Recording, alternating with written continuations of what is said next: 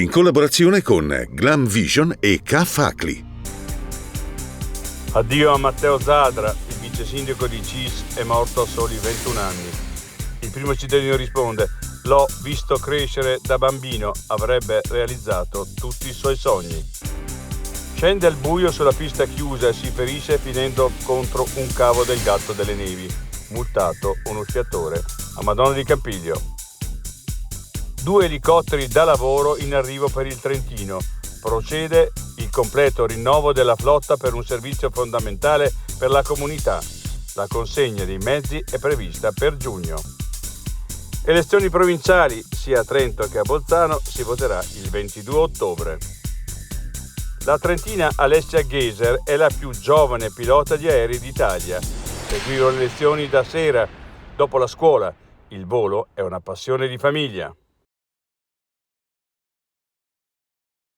I difetti visivi sono tanti: miopia, astigmatismo, ipermetropia. Il pregio è correggerli con occhiali davvero glam. Con Glam Vision puoi prenotare l'analisi gratuita della vista e poi sfoggiare i tuoi nuovi occhiali che possiamo creare per te. Scopri di più su glamvision.it.